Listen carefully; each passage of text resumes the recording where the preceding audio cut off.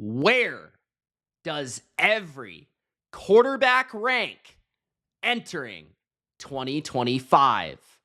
Welcome, football fans, to another NFL tier rankings video.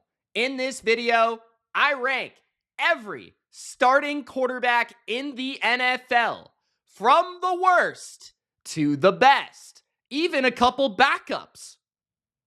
This is my list of every quarterback and how I would select them entering next season.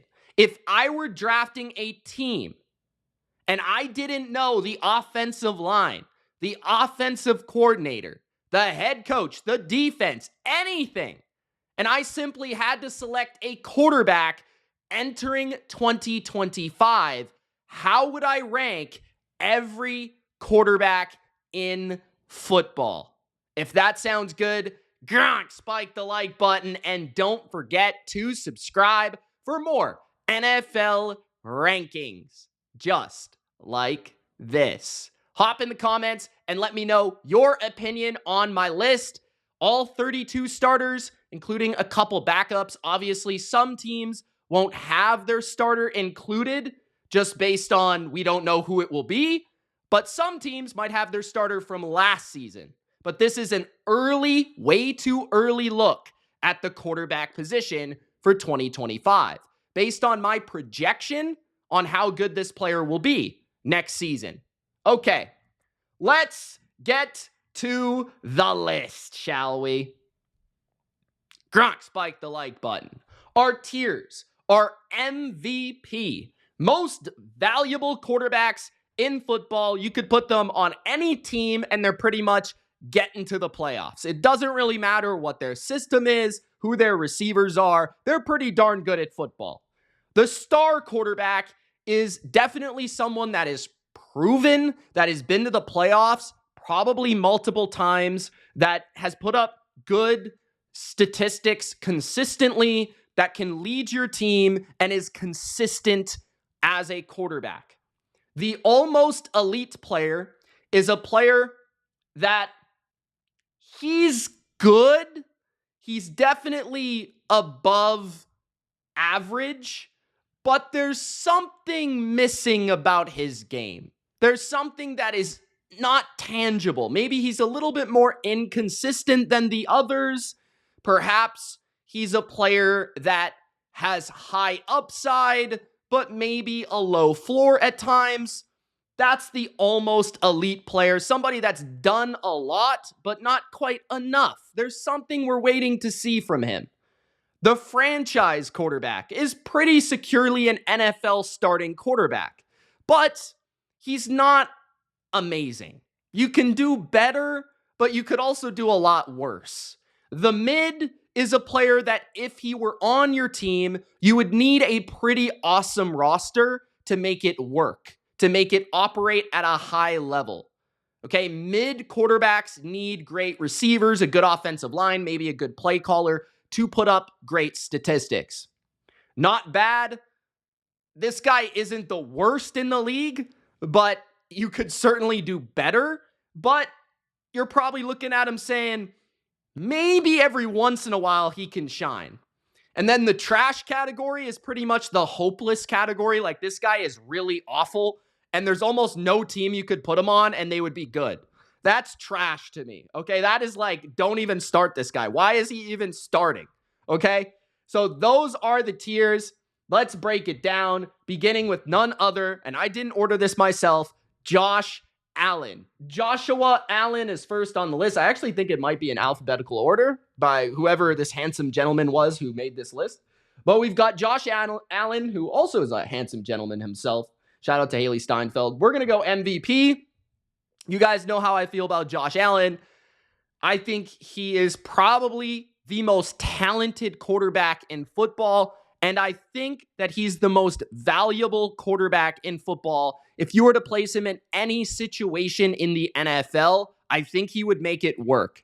Whether it was for a defensive or offensive coach, he's already proven with the defensive coach what he can do. With multiple coordinators, he's been able to make the playoffs. With multiple receiving cores, good offensive lines, bad offensive lines, good running backs, bad running backs, good defenses, bad defenses.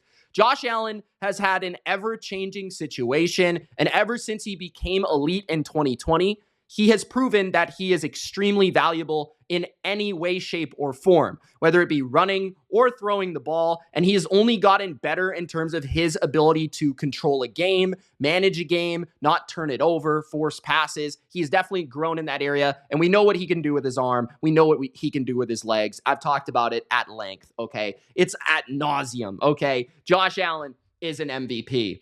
He obviously won the MVP, so that's kind of hard to debate. Jacoby Brissett. Jacoby Brissett is trash.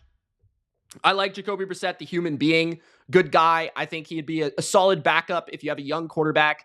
He's somebody that can get in a locker room and help that quarterback grow, just as he did for Drake May. He can maybe play 1 or 2 games throughout a season. Like, he actually did upset the Bengals for the Patriots, and he helped them defeat the Jets when Drake May got injured. So he had some flashes throughout the Patriots season, but he doesn't have a lot of mobility at this point at all. He's really conservative as a passer, and there's just really nothing he does at a plus level as a passer, as a runner, as an athlete. He's not even that quick of a mind. He's just been around for a long time. He's a big guy in the pocket, maybe a good quarterback sneaker, but not much better at anything else, okay?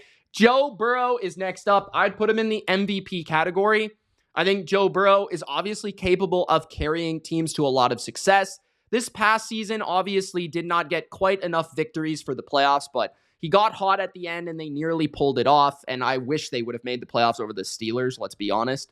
But Joe Burrow led the NFL in passing yards, led the NFL in passing touchdowns, and achieved almost a feat week in and week out that he was breaking records for, like, how bad could your team possibly be with how good your quarterback is and still suck.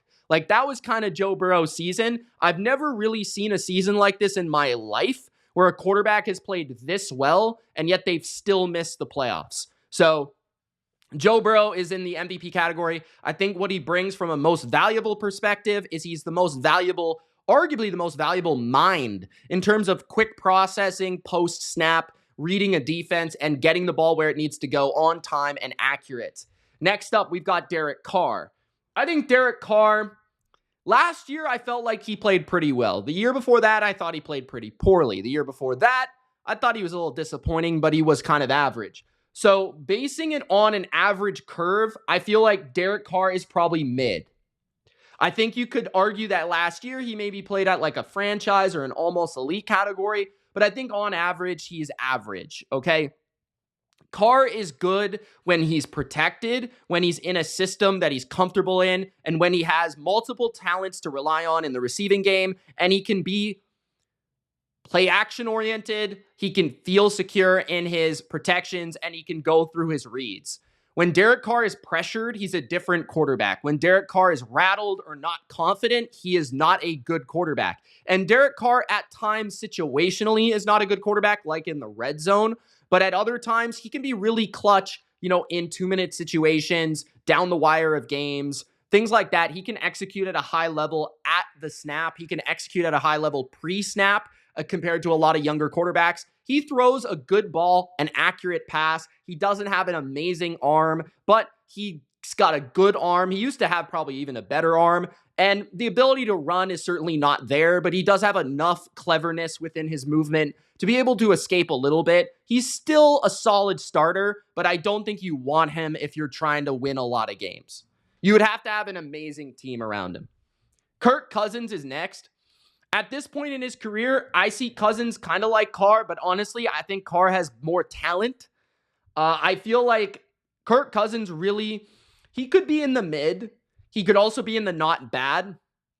It's hard to really tell because I thought for half of the year he played pretty well. And then the last half of the year, I thought he played pretty poorly. He began to kind of not trust his arm. His arm was shot, and it felt like he had no arm strength to push the ball, which led to a lot of turnovers and late passes and late delivery, which led to turnovers. He doesn't have any movement left in his legs at all, and the Achilles really hurt him in this area. His ability to throw with power, his ability to move with any sort of oomph. And yeah, he's very smart. He definitely can still throw an accurate pass, but a lot of it is going to come from touch, and a lot of it has to come from early timing because he's kind of like late career Peyton Manning, where he's smart, he knows what to do with the ball, he can see a defense, he can read a defense, but he can't physically deliver the promise from what his mind believes, right? So I kind of see him as a not bad player, where if you were to sign him, maybe he has more upside due to the fact that he'll have another year removed from the Achilles. But I honestly feel like that Achilles injury killed his career, and I don't think he'll ever be the same player. But it's worth taking a chance on him just because, like, we haven't really seen him with another full offseason. I think you could get a little bit of a steal. I'd rather go after somebody like Kirk Cousins than like Russell Wilson, who we've seen multiple years of poor play from. Maybe he has a stronger arm than Kirk Cousins, but I'd rather take a chance on Kirk Cousins that way. But yeah, I mean, mentally sharp, but physically not. Andy Dalton, honestly, I don't think he's trash. I think the last few times he's played, he's looked pretty good. I think he's kind of like Kirk Cousins, to be honest with you. So I'm going to put him in the not bad category. I feel like Dalton is not a guy that you want playing an entire season, but I feel like for a few games, he definitely knows how to process a defense. He definitely knows how to command an offense. He definitely is comfortable in all situations. He's played in multiple playoff games. He's played in multiple systems. He can still throw a good ball. He actually, I think, has still a little bit of movement and a little bit of arm strength left. And I feel like physically, he was always a little underrated. He's no longer, of course, in his prime or at his peak. That's far gone. But I feel like the last couple of times we've seen him play, he's executed at a fairly high level. So I'd put him at not bad. Certainly better than Jacoby Brissett, in my opinion. Jaden Daniels. This is an interesting one that I feel like I almost need to come back to it. Because I feel like he's in... I don't think you could quite put him in MVP. Because he doesn't have multiple years of proven success. But a star is certainly viable. And almost elite is also fairly fitting as well. So... it's kind of debatable. I think for now, I'm going to put him in the star category.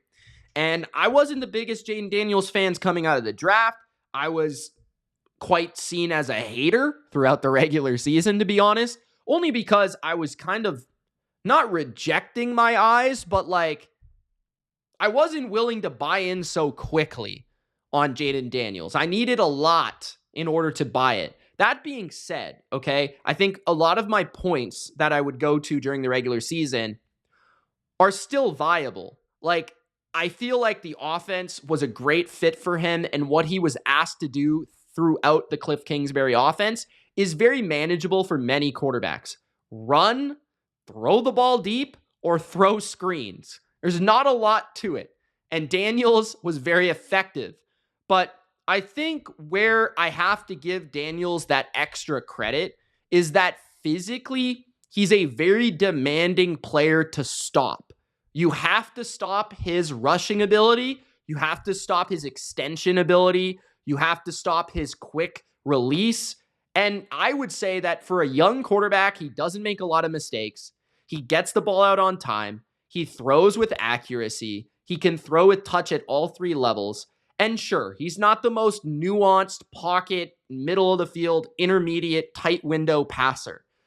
But that's not really what he needs to be successful, right? So I'm getting a little too nitpicky with Jaden Daniels at times. I think he's a star because of what he can do with his feet, how much better he can make his offense around him. I think his composure and confidence feeds on the rest of the team. And I think he's definitely somebody that could be an MVP throughout his career, but I think he's a star for now. Sam Darnold is next up. Darnold's interesting because if I were drafting a quarterback, right, like for a no-name team with a no-name system, and I was kind of asking, okay, Sam Darnold, where would I take him? Would I take him in the top 20? Would I take him in the top 10? Would I take him, like, where would I take him? Because it depends on his coaching staff. It depends on his offensive line. I think he's very dependent on a lot of things, but I think that's why I'd put him in the mid category, like Derek Carr, because I could see him going to the right situation and being successful, but I could also see him going to the wrong situation and lacking that success. I think just like Derek Carr, if he's given protection and time to produce and to execute, I think he can be successful. I think if he is under pressure constantly and he doesn't have the targets around him to rely on, he's somebody that can lose his confidence rather quickly and become a borderline disaster. That being said, I think Darnold does definitely have like top half of the league talent from an arm standpoint. I think he has a very low-key strong arm, a delivery from multiple land points and different angles. I feel like he has a quick release. I feel like he has a quick feet, not really extremely fast, but quick. And really what he's missing is the extra dimension of the mind being as quick as his rest of his body. Feels like his mind is a little slow, which you can definitely scheme around, but it also always comes back to bite you. So that's why I have him in the mid category. Justin Fields, this is tough. I mean, if you could build a specific game plan, offensive line, team, running back, receiver room for him, I could see you putting him in the not bad.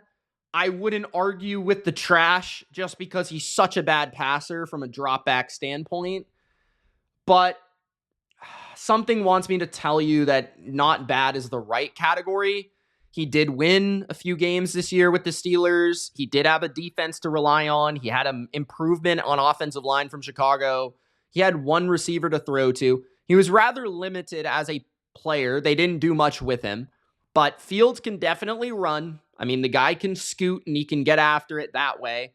He's got a strong arm for vertical delivery down the field, but he is very, very limited from a drop back passing standpoint, from a consistency, from an accuracy and timing. He is very poor at reading defenses in the drop back game. You oftentimes need to have him as a play action, moving outside the pocket, rollout type quarterback where you're splitting the field in half, using his athleticism, using his arm. If you can manufacture an offense sort of like that, maybe with a little bit of a sprinkle of some Lamar Jackson stuff, some Jaden Daniels stuff, and like a heavy running game, I think you can get away with him as a low-end starter, but I don't think it would be very good. Next, Joe Flacco. I don't even know if I really want to rank him, but I guess I can. I don't really mind. I mean, okay, so Joe Flacco, I feel like he's not trash.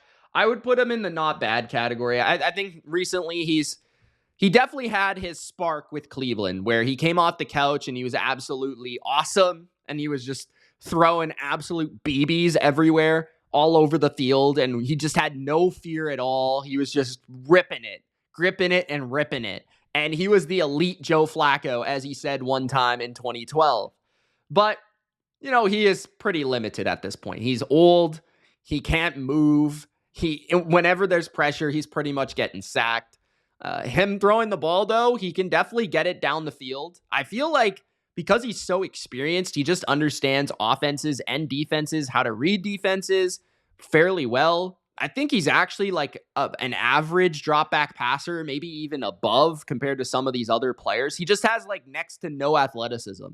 But like in terms of going 1 to 2 to 3, finding his target, ripping the ball and throwing it, he's pretty good in that area as long as you give him protection to deal with. So yeah, Flacco, I feel like he could definitely go in there for a few games on a good team and win you those games. But at the same time, he also has a tendency to be overly aggressive and lose you games too. So he's got a little bit of that Jameis vibe as well.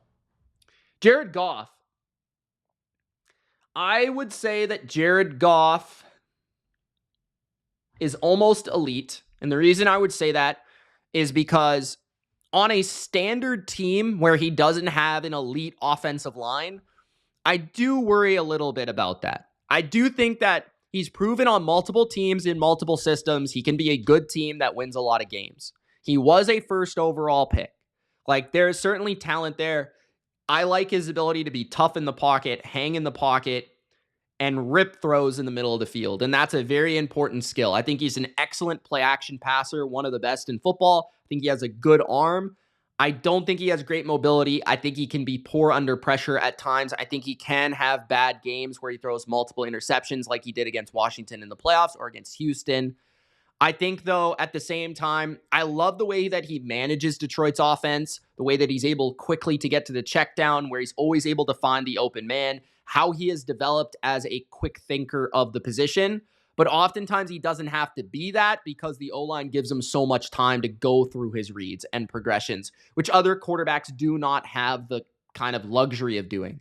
So he's in a perfect situation right now, which kind of sort of hurts him for a valuation standpoint, but I would put them in the almost elite. I think he's like a top 10 quarterback, but he's not like a definite awesome player on any team.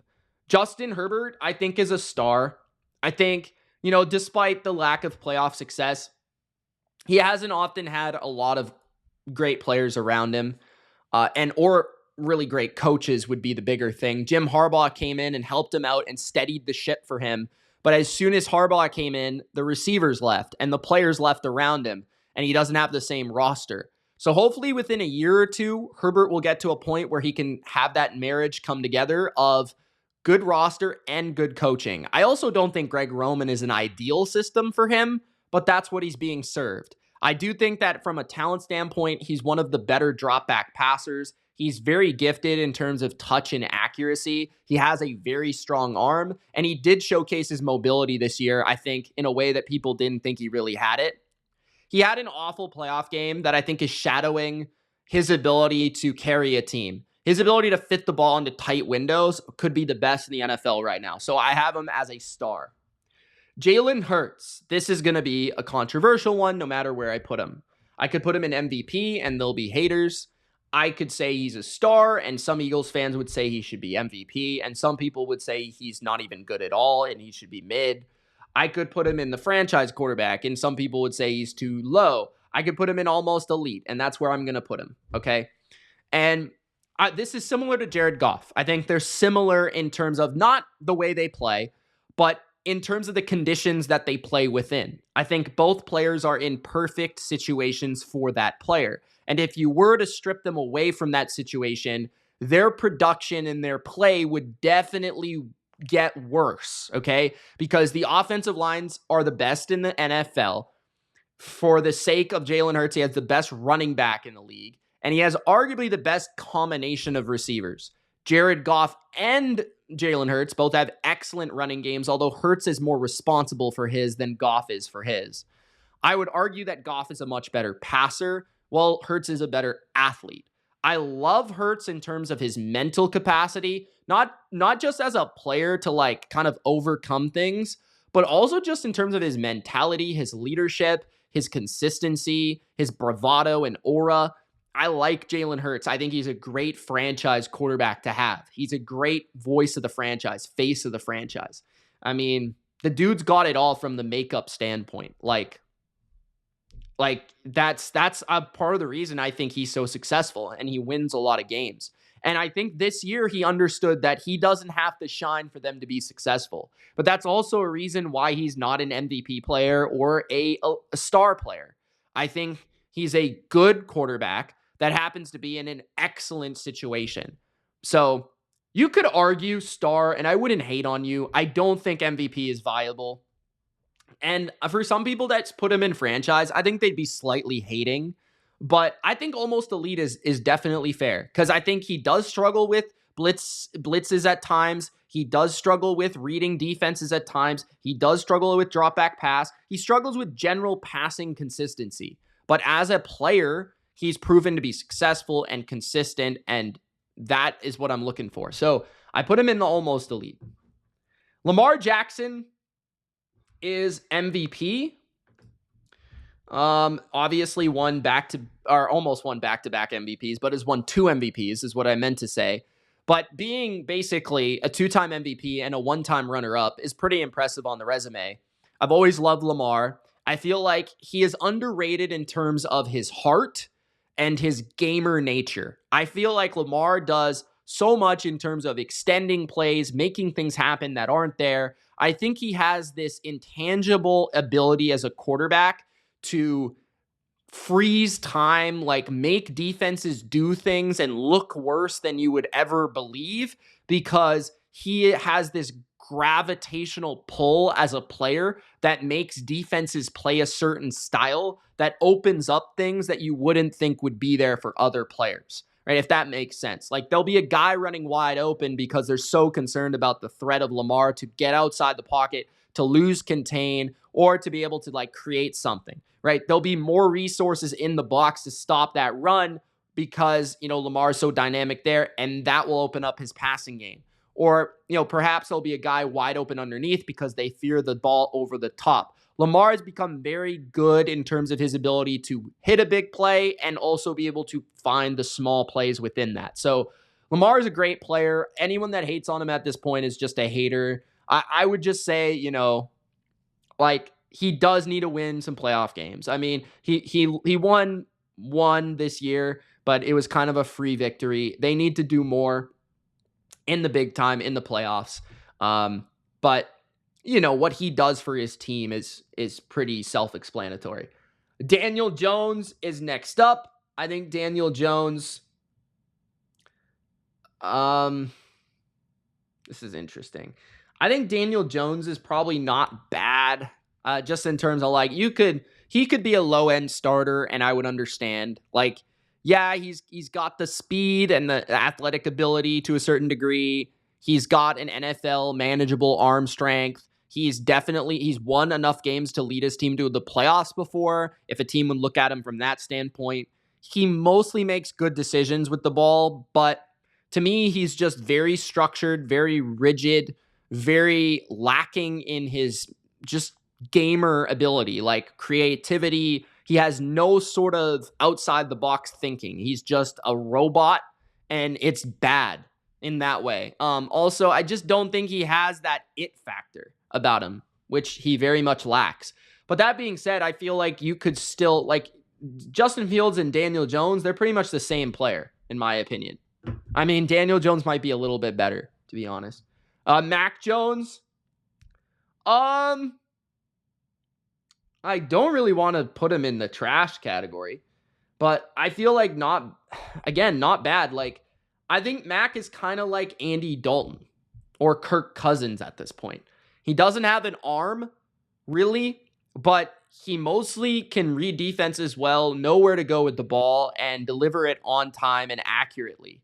He just has no physical athletic trait that allows him to be a successful NFL quarterback.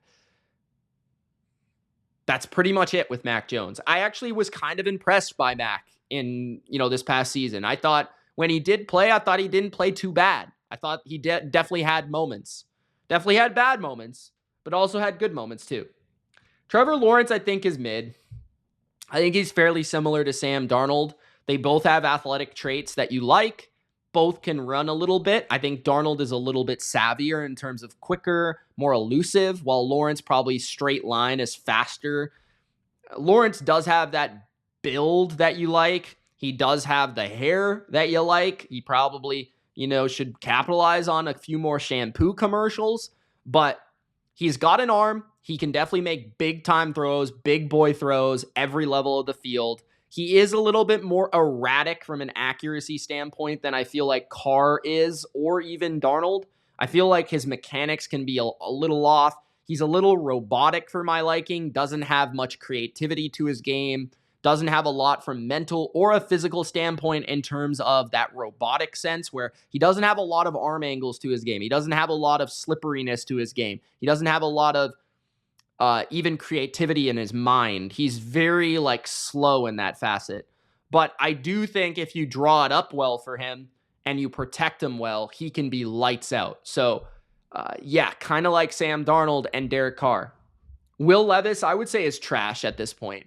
I mean, he has more talent than a lot of the guys in the not bad category, but mentally he's just really dumb. He just makes so many mistakes. He's got a big arm and he can move a little bit, and I like his bravado. He's very confident, and somewhat charismatic Mayo man, but he's stupid. Like, he just makes stupid throws. I don't know what else to tell you. Drew Lock is my boy. I mean, he's an MVP in my opinion. Drew Lock's one of the greatest quarterbacks ever exist. He's one of the best dancers in football. He's one of the most charismatic individuals you'll ever meet. He is probably the blackest white man in the NFL. I'm kidding. I love Drew Lock. I'm not going to rank him out of respect. He is the greatest to ever play. Jordan Love. I'm going to put him in franchise. I feel like this is fair. Jordan Love is talented with his arm. I feel like I love his multiple arm angle throws. I love his arm strength. I like his Aaron Rodgers replication of his game where he's able to, dance around and make throws at, into tight windows. He plays with good touch down the field. I think he's got enough ability to move, although that was kind of stripped away from him this year due to injury. I love especially his ability to kind of avoid hits, avoid sacks, avoid pressure, and still deliver because his arm is so versatile and flexible, and because his body is so Gumby-like that he can make these crazy plays. But I do feel like mentally he's not the sharpest at being in the drop back game. He's very reliant on RPOs and play action. And I feel like he is very downfield based and doesn't have a lot of intermediate or short passing game in his real consistency. So and also he can have games where he makes stupid throws. And more so than these guys, especially Herbert, Goff, Daniels, he can be just erratic throwing the ball sometimes. So has more talent than these guys, I would say, here. And, has talent to be here. But I feel like he's just missing some things about his game. Patrick Mahomes, we're going to put Drew Lock over here. Patrick Mahomes is, okay, so based on any team, no Andy Reid, no defense that's carried him to championships recently.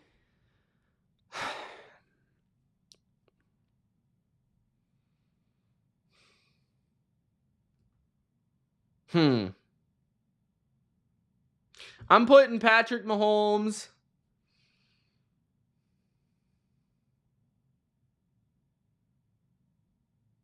in the star category. You guys can hate me if you want. His deep ball was trash this year. His stats weren't very good. He threw the ball behind the line of scrimmage more than any quarterback in the league. He doesn't really throw a lot of drop back pass, which I downgrade. I negatively grade that.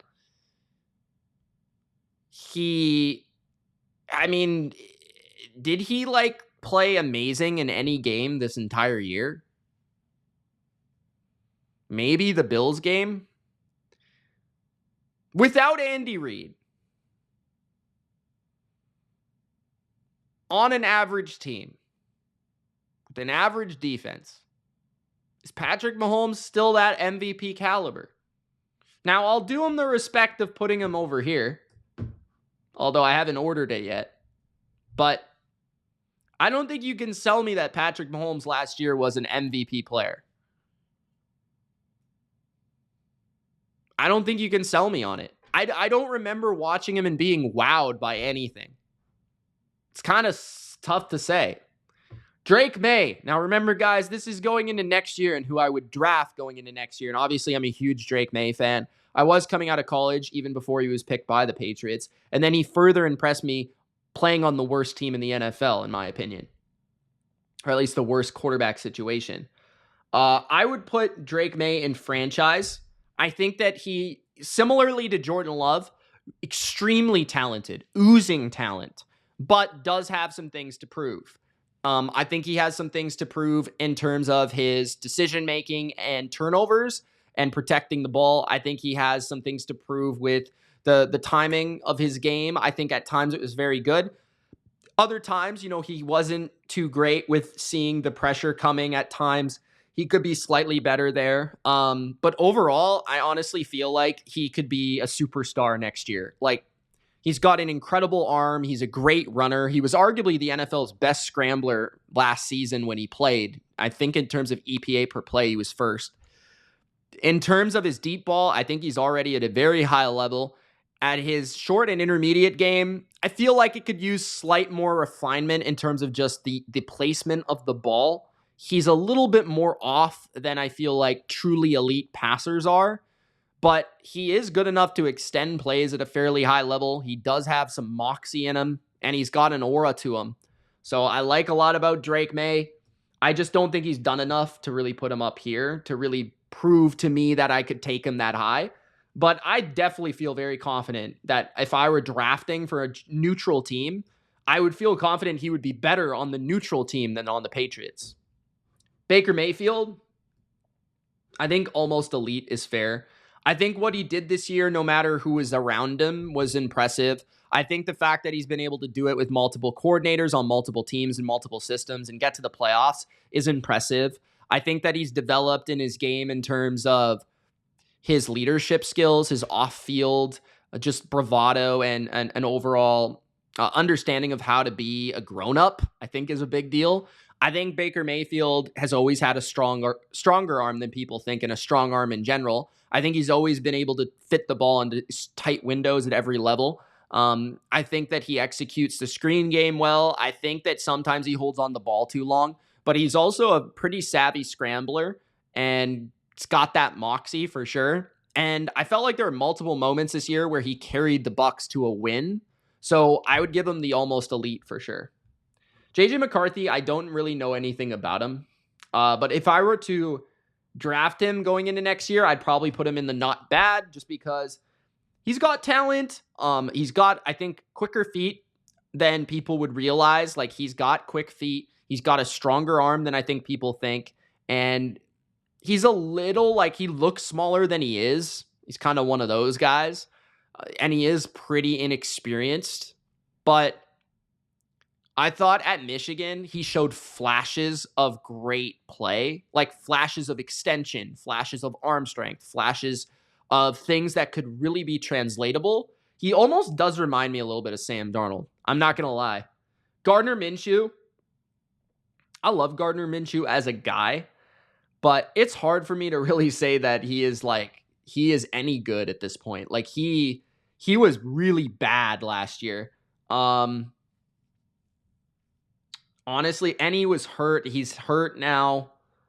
I probably would put him in trash, bro. I hate doing it to him, but I mean, he used to be good. Like, he used to be like average, I would say, or even like a deal, like a gem at quarterback. I always felt like he played with moxie, touch, accuracy, protected the ball. Last year, it felt like he just was overwhelmed. Like, he just didn't have enough in the tank. So I think he might be done. He might be washed. Kyler Murray, I think mid is fair.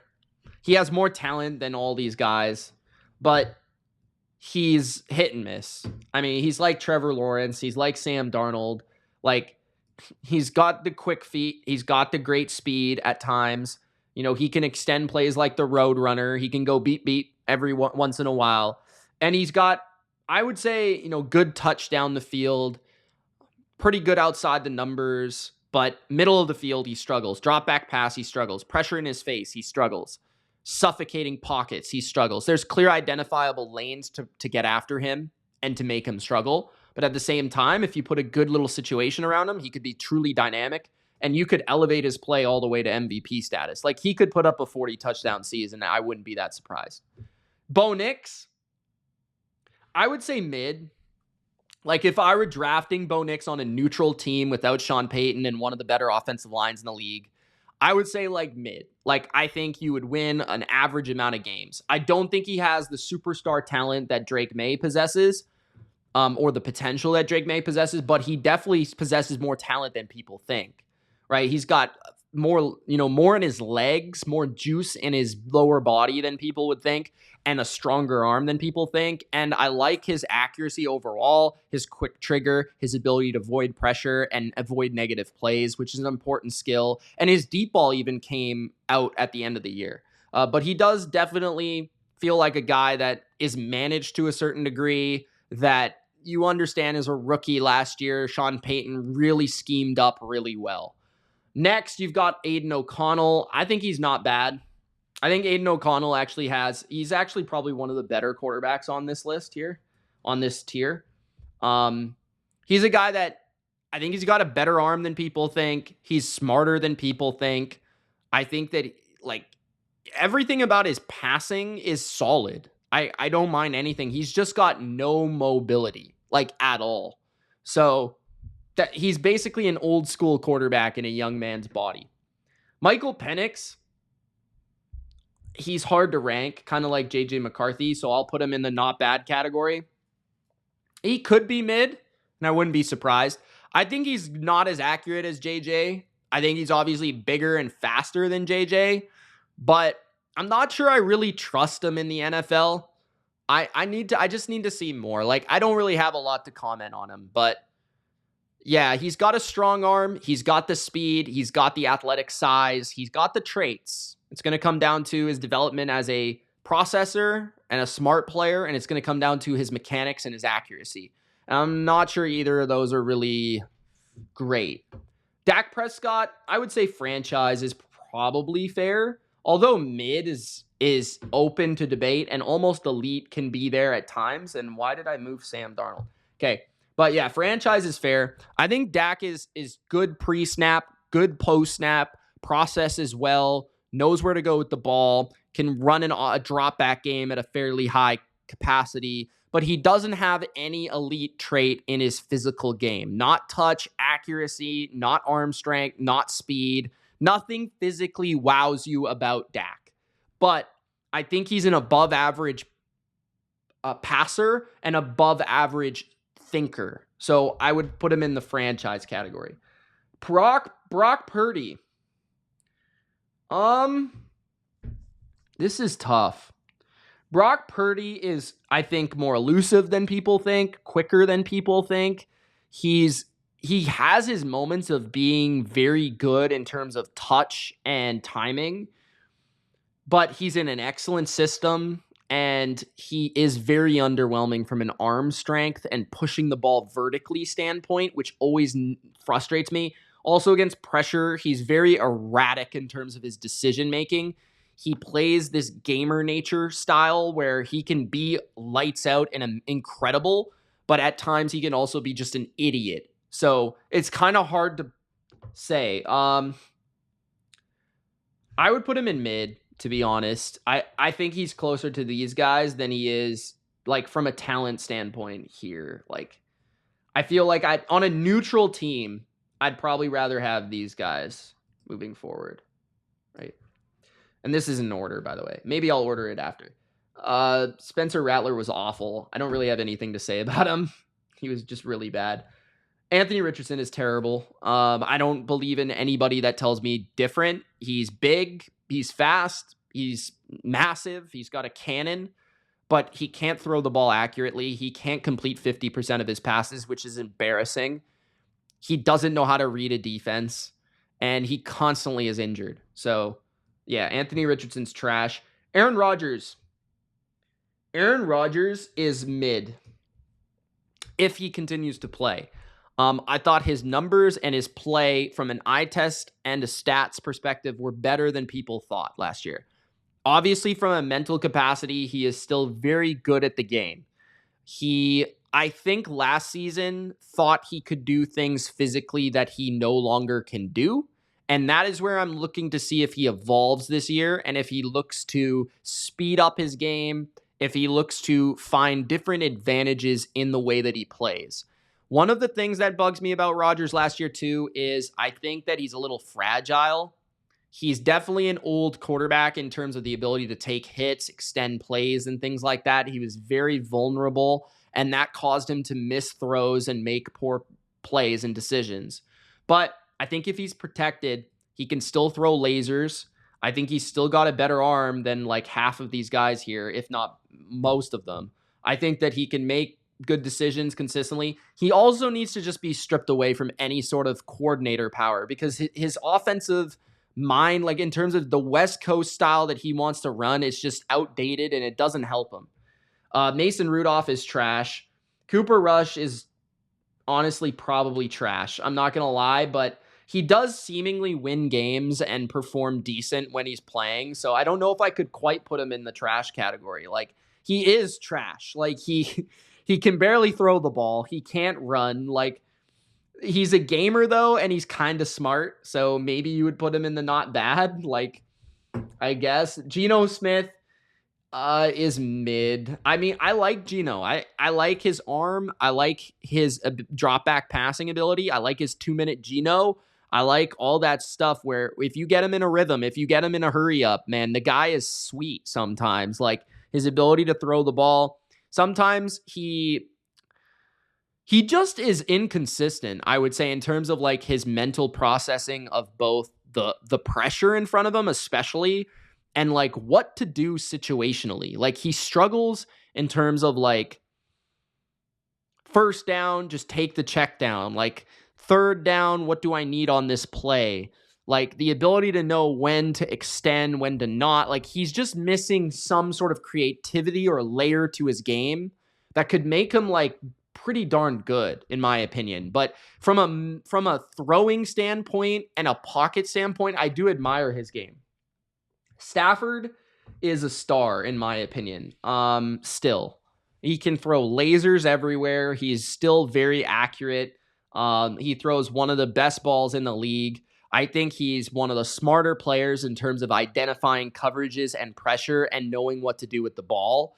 I think that he is probably one of the best drop back passers in football. He can play in pretty much any offense, even though he doesn't have a lot of mobility. He can pull it off, and he's got multiple clubs in his bag in terms of the different throws he can make, the different angles he can make them from. He's incredibly tough. He's won a lot. He's a Hall of Famer for a reason. So yeah, I would put him in the star category. CJ Stroud, last year I would have told you star, maybe even MVP. At times this year he showcased that he's still in this category, but I would put him in the almost elite. And I think that's fair, because I'll say that stat again that I saw on Twitter, which is absolutely insane. That Patrick Mahomes, you know how much he was pressured against the Eagles? That was how much CJ Stroud was pressured in every game this year, on average. That was how much CJ Stroud was pressured. So if you thought Mahomes was bad, right? Like, look at what CJ Stroud was doing with that amount of pressure in every single game he played in. So imagine if he got a little bit of time. I still believe in his abilities. And the one thing that stood out to me with Stroud was, even when he played poorly, I just get this unique sense or feel from him that he just knows how to win. He just has this feel to him where he knows when to make a big throw. He knows when he has to extend a play. He knows when he has to deliver a dime. He knows when he has to check it down. Sometimes this year, he was like 2-game manager where he would take too many sacks. Sometimes he would be sped up and it would hurt his confidence or his accuracy or his timing. And so, like, I think his game was off because his offensive line was so consistently poor that it made him off in general. But I think that he is almost elite in general. I mean, I could see somebody putting him in franchise, and that would be fine too. I wouldn't disagree. Tua, but that being said, okay, 2 years in the NFL, despite a sophomore slump, he's still 2 years in the playoffs and a playoff win in both years. So say what you want, but that's still pretty good. Okay.